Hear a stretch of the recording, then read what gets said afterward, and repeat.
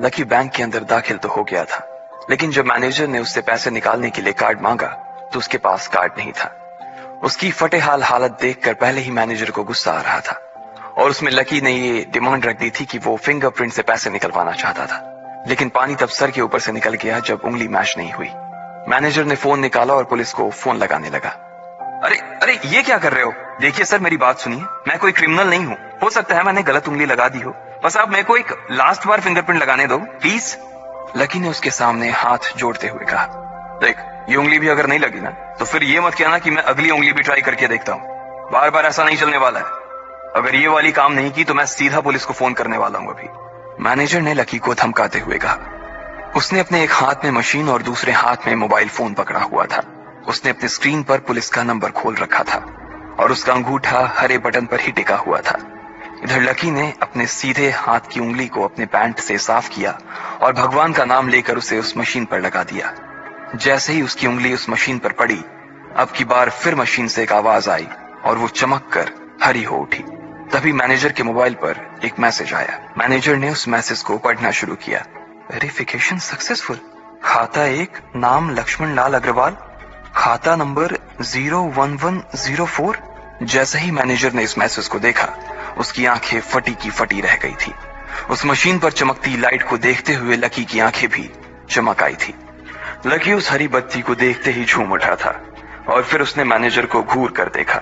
उसके दिमाग में वो सारी बातें चल रही थी जो मैनेजर उसे अभी थोड़ी देर पहले सुना रहा था। इधर मैनेजर ने उसके आगे हाथ जोड़े और खिसिया कर हंसते हुए कहा, लक्ष्मण सर प्लीज मुझे माफ कर देना सर। मैं इस ब्रांच में नया आया हूँ और इसलिए मुझे मालूम नहीं था कि आप कौन हो। मैं इस ब्रांच का कस्टमर मैनेजर शशिकांत वर्मा हूँ। प्लीज आगे भी मेरा ध्यान रखना सर, प्लीज। Sorry sir.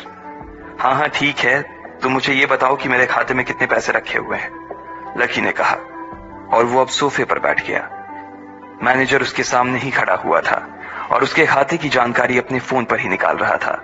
उसने अपने फोन पर इधर उधर कुछ उंगलियां चलाई और बोला, हो गया सर, आपके खाते में इस वक्त 90,80,70,650 रुपए रखे हुए हैं सर। शशिकांत के खुद के होश इतनी बड़ी रकम को देखने के बाद उड़ गए थे। उसे विश्वास नहीं हो रहा था कि इस आदमी के खाते में इतना पैसा भी हो सकता था। लकी की शक्ल देखकर तो यही लग रहा था कि उसकी उम्र 20 से 22 साल से ज्यादा नहीं थी। ऐसे में अगर उसके खाते में इतना सारा पैसा रखा हुआ था तो ये वाकई बहुत बड़ी बात थी। शशिकांत अपने मन में ये सोच रहा था कि दुनिया के 99% लोग ही अपनी पूरी जिंदगी काम करने के बाद भी इतना पैसा नहीं कमा सकते थे जितना कि लकी के खाते में इतनी छोटी सी उम्र में रखा हुआ था। लेकिन लकी ने इधर जब उसके फोन में अपने खाते पर पड़ी हुई जानकारी को देखा तो उसे कुछ अजीब सा लगा। उसे लग रहा था कि उसे तुरंत इतने पैसों के हिसाब से अब अपनी जिंदगी को ढालने की कोशिश करनी शुरू कर देनी चाहिए, वरना उसके साथ वही होने वाला था जो आज बैंक में उसके साथ हुआ था। अरे सर, खाते में पैसे के अलावा और भी चीजें हैं जो मैं आपको बताना चाहता हूँ सर। मैनेजर ने फिर से अपनी फोन पर उंगलियां फिराई और बोला, सर एक तो आपके खाते में एक फरारी जुड़ी हुई दिखा रहा है सर। इसके अलावा आपके खाते में 2 किलो सोने की 100 ईंटें रखी हुई हैं, 5 किलो सोने की 20 ईंटें, पिकासो की 3 असली पेंटिंग है, 20 हीरे हैं 24 कैरेट के और भी बहुत कुछ है सर। मैनेजर ने हाफते हुए और अपने पसीने साफ करते हुए कहा। इतना सारा धन देखने के बाद शशिकांत की आंखें तो बाहर ही निकल आई थी। उसने कभी लकी जितना अमीर आदमी अपनी जिंदगी में नहीं देखा था। जितना पैसा और सोना और जायदाद उसके पास था, उसका 10% भी इस ब्रांच में किसी और के पास नहीं था। ठीक है, चलो मुझे एक कार्ड दे दो तुम, लकी ने अपने दोनों हाथों को अपने सिर के पीछे रखते हुए कहा। जी सर, मैं अभी आपके लिए एक नया कार्ड बनवा देता हूं सर, मुझे बस 10 मिनट दीजिए सर, बस 10 मिनट, शशिकांत ने कहा और फिर लकी के सामने ही निकल गया। जितनी देर में लकी ने अपने फोन पर फिर से उस मैसेज को खोलकर देखा, उतनी ही देर में मैनेजर उसके लिए एक चमकता हुआ सुप्रीम कार्ड लेकर उसके सामने आ गया था। लेकिन उस कार्ड को देखने के बाद ना जाने क्यों मैनेजर को ऐसा लग रहा था कि ये कार्ड लकी की संपत्ति के आगे कुछ भी नहीं था। फिर भी मैनेजर इसमें कुछ नहीं कर सकता था, क्योंकि वो जानता था कि उसके पास इस ब्रांच में इससे बड़ा और कोई कार्ड नहीं था। इसलिए फिलहाल वो लकी को यही दे सकता था। उसने उस कार्ड पर लकी का पूरा नाम लक्ष्मण लाल अग्रवाल गुदवा दिया था। लीजिए सर आपका कार्ड, पासवर्ड वगैरह सर आपको ईमेल पे मिल जाएगा। शशिकांत ने मुस्कुराते हुए कहा और वो लकी के सामने हाथ बांधकर खड़ा हो गया। इधर लकी ने उस कार्ड को उलट पलट कर देखा और फिर अपनी जगह से खड़ा होकर वो बाहर निकलने लगा। शशिकांत का मन तो यही कर रहा था कि वो उसे दरवाजे तक छोड़ने जाए, लेकिन उसकी ड्यूटी इसी ऑफिस में थी और वो किसी को बाहर छोड़ने नहीं जा सकता था। फिर भी वो लकी के लिए दरवाजा खोलने के लिए आगे आ गया था। इधर यास्मीन अपने कैबिन में अपना सिर पकड़े हुए बैठी थी। उसे समझ नहीं आ रहा था कि आखिर अंदर चल क्या रहा था। एक पल को तो उसे लगा कि लकी पागल नहीं बल्कि बदमाश था कोई, और उसने शशिकांत को बंदी बना लिया था। लेकिन जब वो लकी के लिए कार्ड लाने के लिए अपने दफ्तर से बाहर आया तो यास्मीन को लगा कि कुछ गड़बड़ नहीं हुई थी। फिर ये इतनी जल्दी में कहां जा रहे हैं? उसने अपने आप से पूछा। शशिकांत को सुरक्षित देख बैंक के बाकी लोग भी दरवाजे पर से पीछे हट गए थे। वैसे भी उसे देखते ही सब लोग अपनी अपनी जगह पर वापस दौड़े चले जाते थे। शशिकांत का खौफ ही ऐसा था कि उसकी आंखों की झलक भर से खड़ा कर्मचारी जाकर अपनी कुर्सी पर बैठ जाता था। लेकिन एक बार शशिकांत के बाहर आने के बाद वो दोबारा बाहर नहीं आया था और ना ही लकी कमरे से बाहर आया था। इधर यास्मीन परेशान हुए जा रही थी। वो जानती थी कि अगर कुछ भी गड़बड़ हुआ तो सबसे पहले उसकी नौकरी जाने वाली थी। उसने बड़ी मुश्किल से और मेहनत करके इस नौकरी को हासिल किया था और वो किसी पागल की वजह से इसे अपने हाथ से नहीं जाने देना चाहती थी। जैसे ही परेशान यास्मीन ने अपनी नजर उठाकर फिर से उस कमरे की ओर देखा तो पाया कि लकी बहुत ही आराम से उस कमरे से बाहर निकलकर दरवाजे की ओर बढ़ता चला जा रहा था। ए, रुको, तुम इस तरह नहीं जा सकते। यास्मीन जोर से चिल्लाई और भागते हुए लकी के पास चली गई। तुम्हारी हिम्मत कैसे हुई जबरदस्ती हमारे वीआईपी रूम में घुसे चले जाने की? यास्मीन ने गुस्से में पूछा। उसका मन तो यही कर रहा था कि वो अभी लकी का गिरबान पकड़कर उसे झकझोर दे, लेकिन उसने अपने आप को रोक रखा था। मैंने पहले भी कहा था ना आपसे, मैं यहां सिर्फ अपना पैसा लेने आया था और कुछ नहीं, लकी ने कहा और मुस्कुराने लगा। यास्मीन ने देखा कि उसके हाथ में एक सुप्रीम कार्ड था और वो उसकी उंगलियों के बीच चमक रहा था। यास्मीन के दिमाग में आया कि लकी ने ये कार्ड कहीं अंदर से चुरा तो नहीं लिया, और इससे पहले कि वो यहां से चोरी करके भागता यास्मीन जोर से चिल्लाई, सिक्योरिटी, सिक्योरिटी। उसकी आवाज को सुनते ही तो बंदूक वाले गार्ड भागे भागे यास्मीन के पास आ गए। ये चोरी करके भाग रहा है, पकड़ो इसे। लकी ने जब यास्मीन के मुंह से ये बात सुनी तो उसके कान खड़े हो गए। इससे पहले कि वो वहां से अपनी जान बचाकर भाग पाता, सिक्योरिटी वालों ने उसे धर दबोच लिया था और फिर उसकी जेब टटोलने लगे थे। इधर यास्मीन ने देखा कि उस सुप्रीम कार्ड पर उसने अपना नाम भी गुदवा लिया था। तुम्हारी इतनी हिम्मत कि तुमने शशिकांत सर को डरा कर अपना नाम भी लिखवा लिया इस पर, इसकी जेब चेक करो, यास्मीन ने गुस्से से कहा। दोनों में से एक गार्ड लकी की जेब टटोलने लगा था। लकी की समझ में नहीं आ रहा था कि आखिर ये लड़की उससे समझ क्या रही थी।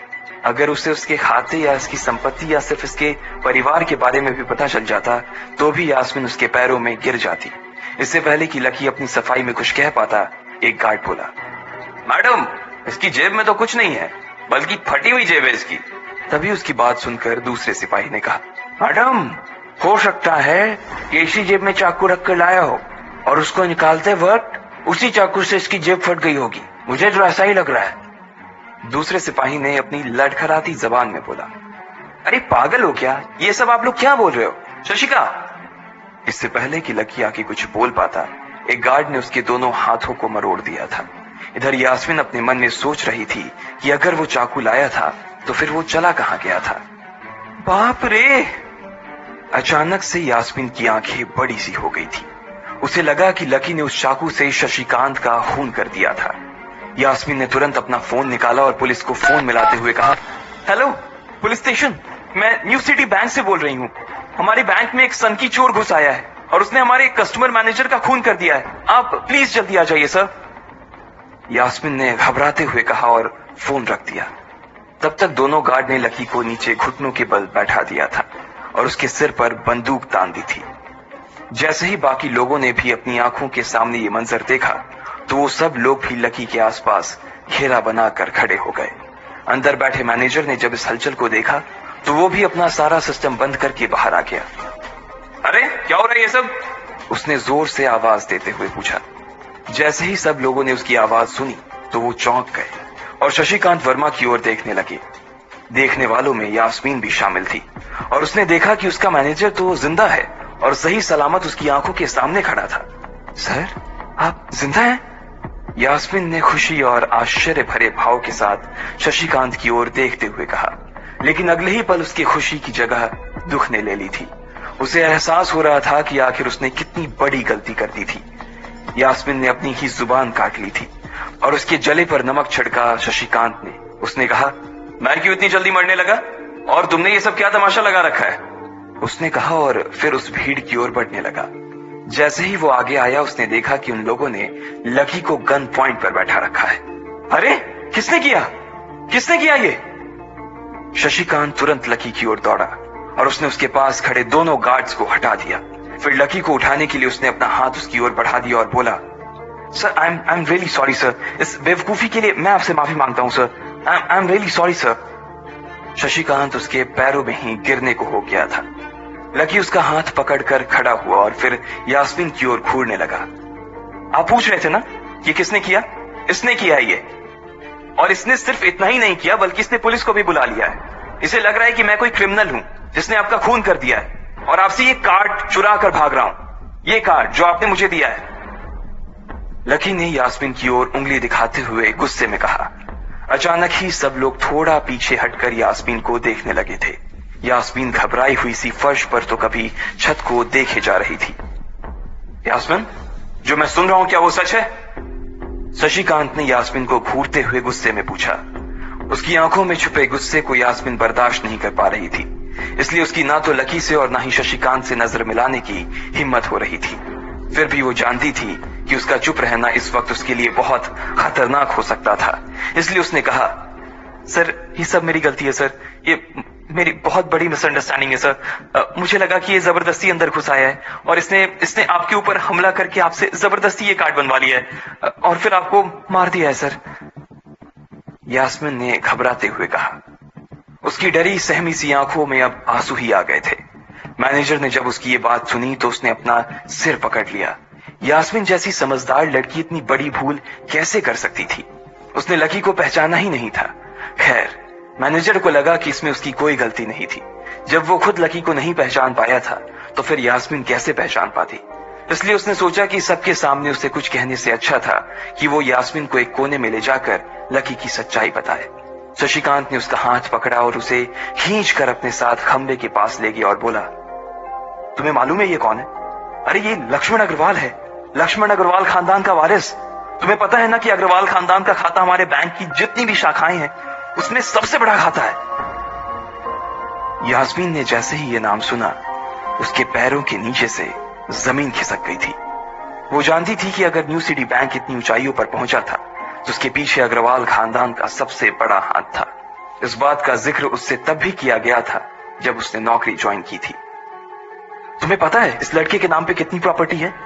ये अपने दम पर ना इस पूरे एरिया को खरीद सकता है, शशिकांत ने यास्मीन से कहा। यास्मीन जैसे जैसे लकी को देखी जा रही थी वो बड़ी बड़ी आंखों से उसे घूरे जा रही थी। लकी कभी उन दोनों को देख रहा था तो कभी अपने आसपास खड़े लोगों को देख रहा था। अब सबसे पहले तो पुलिस को फोन करो और उनसे कहो कि हमसे गलती हो गई थी, और उसके बाद जाकर तुम उनसे भी माफी मांगो, और अगर उन्होंने तुम्हें माफ कर दिया तो तुम्हारी किस्मत, वरना समझ लेना कि तुम्हारी नौकरी चली गई, शशिकांत ने कहा और दौड़कर लकी के पास जाकर खड़ा हो गया। इधर यास्मीन अभी भी वहीं पर खड़ी थी। अभी अभी जो शशिकांत उसे बता कर गया था वो यास्मीन पचा नहीं पा रही थी। उसे लग रहा था कि इसमें उसकी कोई गलती नहीं थी, लेकिन कोई उसकी सुनने वाला नहीं था। बैंक उस छोटी सी मैनेजर के चक्कर में अपने सबसे बड़े कस्टमर को छोड़ने वाला तो नहीं था। अब मेरे पास और कोई रास्ता नहीं बचा है, यास्मीन ने निराश होते हुए अपने आप से कहा, और फिर अपनी जेब से फोन निकालकर पुलिस थाने में फोन लगाया। जैसे ही यास्मीन ने पुलिस वालों से ये कहा कि उससे गलती हो गई और जिसे वो बदमाश समझ रही थी असल में वो बदमाश नहीं बल्कि शहर के सबसे बड़े रईस का बेटा था, तो उधर से आवाज आई, मैडम सॉरी, लेकिन अब तो गाड़ी निकल गई है, वहां पहुंचती होगी। अब आपको जो भी कहना है इंस्पेक्टर साहब से कह देना। और उस पुलिस वाले ने फोन काट दिया। मर गए, यास्मीन ने अपने आप से निराश होते हुए कहा। उसके हाथ थर थर कांप रहे थे। उसे समझ नहीं आ रहा था कि अब वो क्या करे। अब उसके पास लकी से माफी मांगने के अलावा और कोई चारा नहीं बचा था। लेकिन अगर लकी सर ने मुझे माफ नहीं किया और उल्टा मेरे ऊपर डिफेमेशन का चार्ज लगा दिया तो, यास्मीन ने अपने आप से कहा। और वो अब और भी ज्यादा घबरा गई थी। उसने देखा कि लकी उसे घूर कर देख रहा था। शशिकांत पूरी कोशिश कर रहा था कि वो लकी को शांत करवा सके, लेकिन लकी वहां से हिलने का नाम तक नहीं ले रहा था। यास्मीन उसके पास पहुंच गई थी। वैसे तो वो जानती थी कि उसे माफी मांगने से उसकी किस्मत बदलने वाली तो थी नहीं, फिर भी उसने एक बार कोशिश करनी चाहिए और लकी से कहा, सर मैं आपको गलत समझ रही थी सर, एक्चुअली आपके। यास्मीन ने उसके कपड़े को देखा और एक सांस लेते हुए आगे बोली, सर प्लीज मुझे माफ कर दीजिए सर, मेरी इंटेंशन आपको हर्ट करने की बिल्कुल भी नहीं थी। मैं तो जो कुछ कर रही थी बैंक की सेफ्टी के लिए कर रही थी सर। यास्मीन ने गिड़गिड़ाते हुए कहा और नीचे देखने लगी। इट्स ओके, कोई बात नहीं है, लकी ने कहा और उसके हाथ से अपना सुप्रीम कार्ड लेकर निकल गया। यास्मीन को अपने कानों पर तो विश्वास ही नहीं हो रहा था। वो मान ही नहीं पा रही थी कि लकी ने उसे माफ कर दिया था। उधर लकी को अपने आप पर विश्वास नहीं हो रहा था कि वो रातों रात इतना अमीर हो गया था। आखिर लकी इतने पैसों का क्या करने वाला था? क्या उसके खाते की बैलेंस की तरह वो भी रातों रात बदल जाता? ये पैसा उसकी लकी न्यू सिटी बैंक से अपना सुप्रीम कार्ड लेकर निकल रहा था। असल में उसे क्लास में जाने में देर हो रही थी, इसलिए वो बिना यास्मीन से कुछ कहे या उसे सबक सिखाए वहां से निकल गया था। लकी दिल्ली यूनिवर्सिटी के ही एक कॉलेज में पढ़ता था। जैसे ही वो कॉलेज के अंदर दाखिल हुआ, उसके पैर एक कीचड़ से भरे गड्ढे में पड़ गए। ओह शिट, उसने अपने आप से कहा और अपने जूतों को पास की सड़क पर साफ करने लगा। वो कॉलेज एडमिनिस्ट्रेशन के दफ्तर की ओर देखकर उसे कोस रहा था। कॉलेज की सड़कों पर इतने सारे गड्ढे हो गए थे, लेकिन वो लोग एक भी गड्ढा नहीं भरवा रहे थे। जब भी लकी इस चीज की कंप्लेन करने के लिए वहां जाता, तो वो इसे ये कह देते कि फंड ही नहीं है। उसने जैसे तैसे अपना जूता तो साफ कर लिया था, लेकिन वो अपनी पैंट पर लगे कीचड़ के दाग को साफ नहीं कर पाया था। वो बाथरूम की ओर जा पाता, इतने में क्लास की घंटी बज गई। वो भागते हुए क्लास में पहुंचा। उसने दरवाजे के बाहर से ही देखा कि प्रोफेसर कमलनाथ मिश्रा पोडियम पर आ गए थे और उन्होंने आज के लेक्चर की शुरुआत भी कर दी थी। जैसे ही उनकी नजर बाहर खड़े लकी पर पड़ी, तो उनकी आंखें निराशा से भर आई। इधर लकी का सिर भी शर्म से झुक गया था और उसे अंदर ही अंदर बुरा लग रहा था। कॉलेज में जितने भी प्रोफेसर थे, उनमें से कमलनाथ जी को लकी सबसे ज्यादा पसंद करता था। बाकी प्रोफेसर ये बात जानते थे कि लकी पढ़ाई के साथ साथ जॉब भी करता था, इसलिए उसका पढ़ाई में ध्यान नहीं था, इसलिए वो भी लकी के ऊपर ज्यादा ध्यान नहीं देते थे। कुछ लोग तो पूरी क्लास के सामने उसका मजाक भी उड़ाते थे, लेकिन सिर्फ कमलनाथ जी ही ऐसे प्रोफेसर थे जो उसके साथ बराबरी का व्यवहार करते थे। लकी बिना कुछ कहे वैसे ही अपना सिर नीचे झुकाए क्लास में दाखिल हो गया। जैसे ही उसके पैर क्लास में पड़े, सभी लोग उसकी ओर देखने लगे। अबे ये फटीचर कब से लेट आने लगा? सूरज पश्चिम से उग सकता है, लेकिन ये कभी लेट नहीं हो सकता। आज क्या हो गया इसे? एक लड़के ने लकी को चिढ़ाते हुए कहा। अबे यार, इसकी पैंट तो देख, कितनी गंदी है। भाई क्लास में लड़कियां भी होती हैं, कम से कम कपड़े तो ढंग से पहन के आ यार।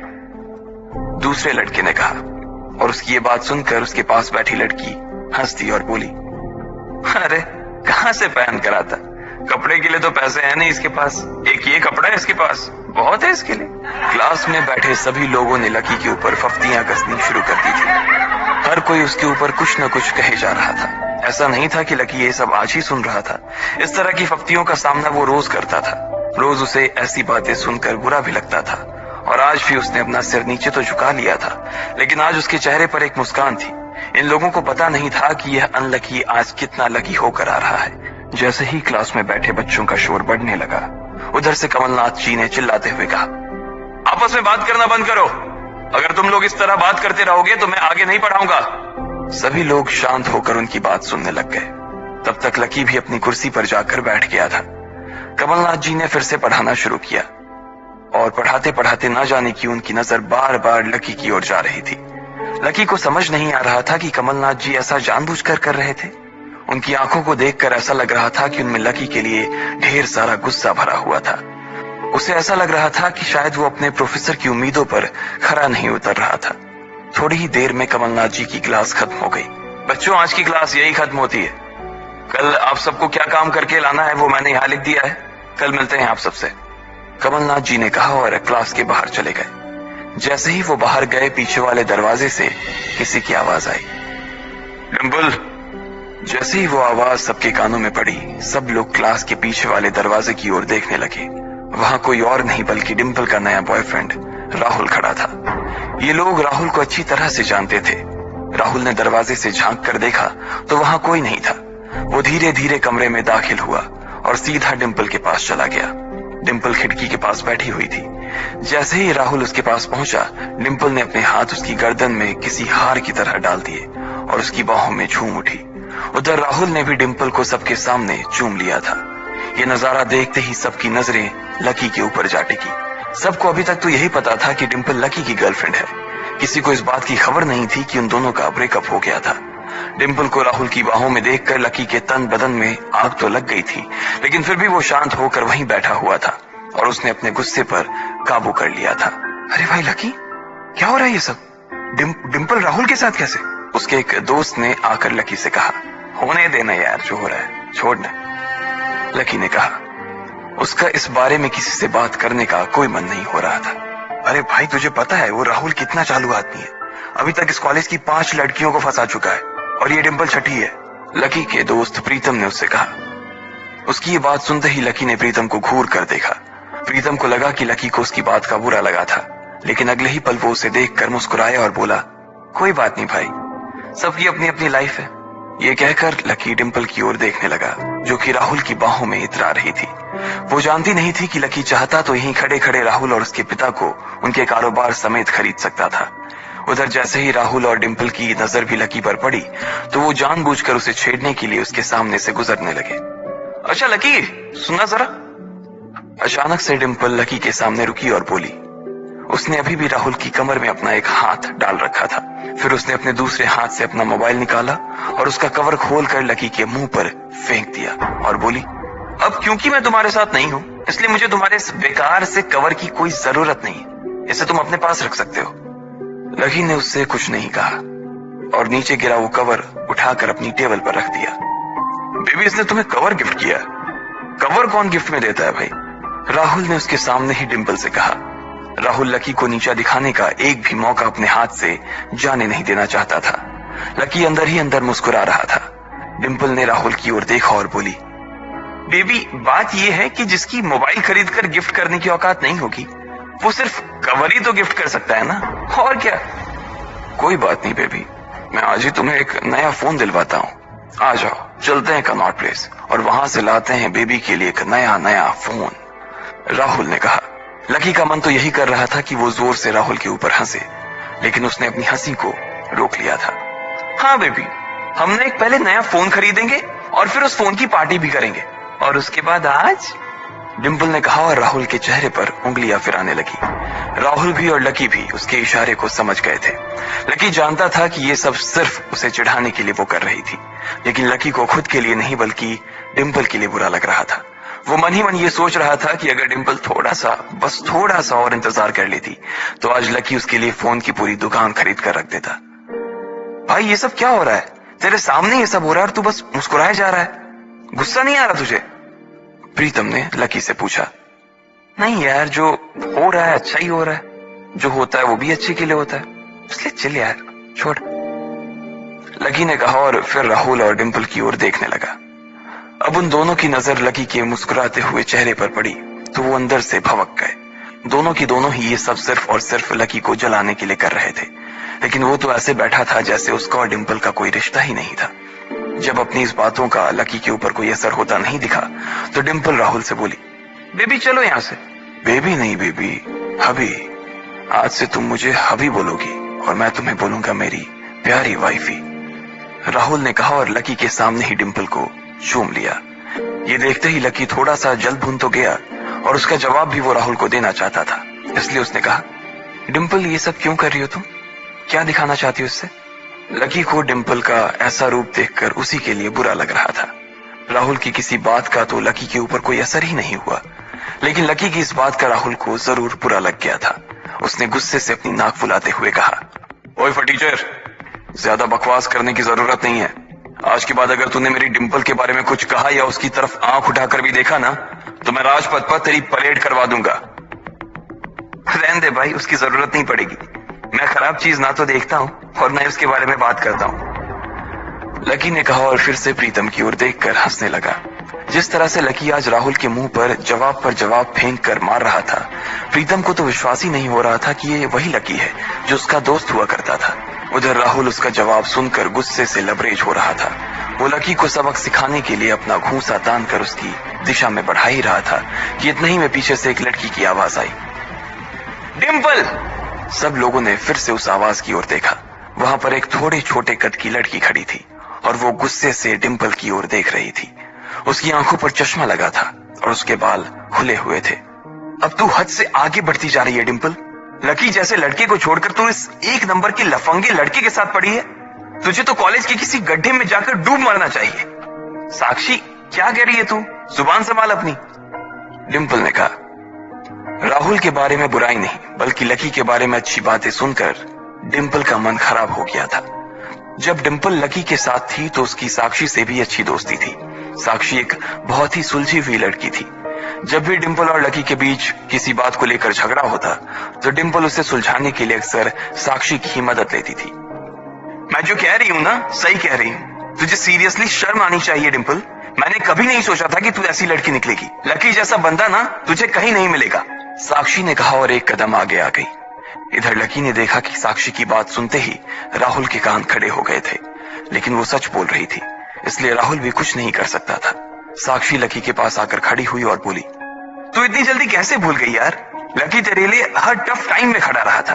जब भी तू बीमार होती थी और तेरे खड़े होने की भी हालत नहीं होती थी तो बेचारा तेरे लिए खाना बनाता था, तेरे कपड़े धोता था और तो और तेरे लिए दवाई तक लेके आता था।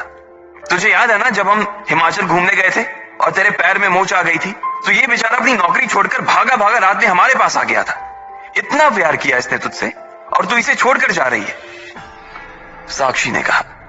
अपने लिए साक्षी के मुंह से इतना सब कुछ सुन लेने के बाद लकी ने अपनी गर्दन नीचे झुका ली थी। उसे डिंपल के साथ बिताए वो सारे लम्हे याद आ रहे थे। वो डिंपल के ऊपर जान छिड़कता था। उसका बस चलता तो वो डिंपल को अपनी हथेलियों पर लेकर घूमता। भले ही उस वक्त उसके पास पैसे नहीं थे, लेकिन वो फिर भी डिंपल की छोटी सी छोटी डिमांड को पूरा करने के लिए अपनी जान लगा देता था। जो कवर डिंपल ने उसके मुंह पर फेंक कर मारा था, वो कवर को खरीदने के लिए लकी ने 3 दिन तक ओवर टाइम किया था। लकी को जैसे ही ये सब याद आया, उसकी पलकों की कोरे भीग गई थी।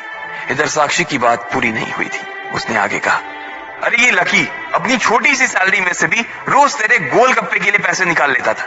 तुझे नहीं पता है, मुझे पता है कि आज भी एक बाइक खरीदने के लिए बंदा तेरे लिए पैसे जुटा रहा था। रोज दाल और रोटी खा रहा है सिर्फ इसलिए ताकि तुझे बाइक पर घुमा सके, और तू ऐसे आदमी को नीचा दिखाने की कोशिश कर रही है।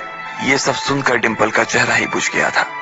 उसे भी साक्षी की कही बातें दिल पर लग रही थी, लेकिन इस वक्त वो राहुल के साथ थी और उसका हाथ राहुल की कमर में था।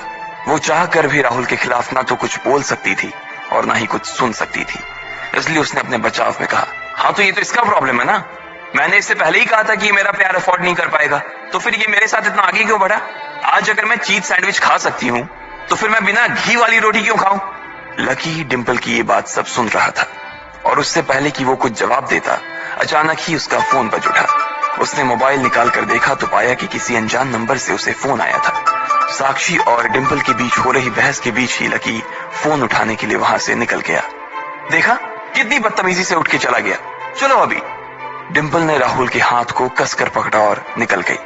इधर फोन पर लकी कुछ बोलता उससे पहले ही दूसरी तरफ से आवाज आई, बहुत हो गया लक्ष्मण, अब बस घर आ जा जल्दी से।